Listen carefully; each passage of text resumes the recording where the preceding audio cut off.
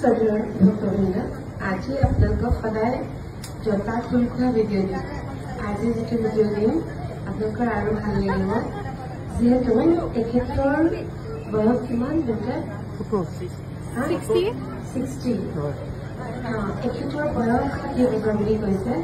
তেখেতৰ কৰ্কট হৈছিলে তাৰপিছত কৰ্কটৰ ফলতে তেখেতৰ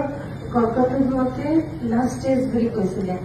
আৰু তেওঁৰ কন্যা আমাৰ ইয়াতে মন্দিৰলৈ আহিছিল বাকী তেওঁলোকে নিজে ক'ব তেতিয়া ভালকে জানিব আপোনালোকে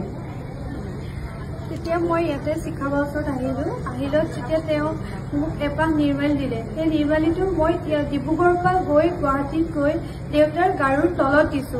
সেই দেউতাৰ গাৰুৰ তলত দিয়াৰ লগে লগে ডক্টৰে যি কৈছিলে যে তেওঁ মানে নাৰ্ভবিলাকেও কাম কৰা নাই যিবোৰ দৰৱৰ ৰিয়েকশ্যন হ'ব লাগে সেইবোৰ হোৱা নাই বুলি কৈছিলে তাৰপিছত নিৰ্মালিটো দিয়াৰ পিছদিনাখনৰ পৰা সঁচাই মানে মাহাত্ম্য কি কম ভাষা নাই তাৰপিছত কি নিৰ্মালীয়ে মানে কৃপা আৰু মোৰ দেউতা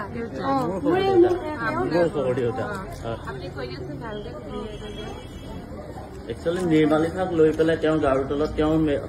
হস্পিটেলাইজেশ্যন হৈ আছিল আইচিইউত আছিলে আইচিইউত থাকোতে তেওঁ গাৰুৰ তলত তেওঁ নিৰ্মালিকাক থৈ দিয়া হ'ল দিয়াৰ অলপ দেৰি পিছতে তেওঁ এটা আইচিইউতে তেওঁ এটা জাটকা মৰা নিচিনা হ'ল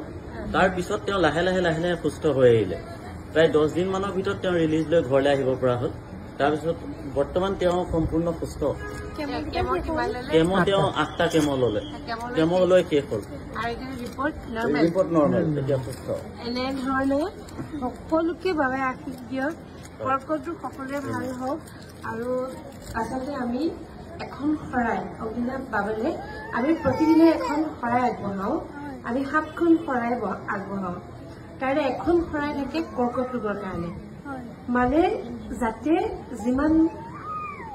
মানুহৰ কৰ্কট ৰোগ হৈছে এই কৰ্কট ৰোগ হোৱা লোকসকলে এই মোবাইলতে যাতে সেৱা লৈ পেলাই তেওঁলোক যাতে আৰোগ্য হয় আৰু মই কওঁ কেতিয়াবা আমি যদি সদায় এখন শৰাই বাবালে কৰ্কট ৰোগীসকলৰ কাৰণে দিওঁ গতিকে যিসকল আহিব নোৱাৰে সেই খোলা বাৰকেইটাত কিবা এটা সামান্য অৰিহণা তেওঁলোকে ঘৰত থৈ যাওক মই এইটোকে কওঁ থৈ যাওক আৰু যেতিয়া সময় সুবিধা মিলিব ইয়ালৈ আহিলে ইয়াত দি দিয়ক আৰু নহবা কোনোবা মন্দিৰত দি দিয়ক আৰু সদায় সেই শৰাইখন মানে তেওঁলোকে দিছে বুলি ভাবক তাৰমানে এইটোৱেই মনৰ পৰা ৰাজহুৱা শৰাই বিভিন্ন সন্তান প্ৰাপ্তি কৰ্কট ৰোগ আমি কেইবাটাও উদ্দেশ্যে দিওঁ মানে বা ক্ৰোধ এইবোৰ উদ্দেশ্যে দিওঁ গতিকে এনেকুৱা সমস্যা থাকিলে মানে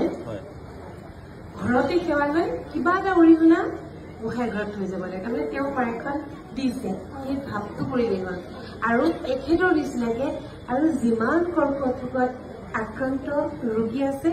সকলোৰে মংগল হওক সকলোৰে ভাল হওক কম খৰচত পইচা খৰচা নোহোৱাকৈ যাতে তেওঁলোকে সুস্থ হওক তাৰে কামনা ধন্যবাদ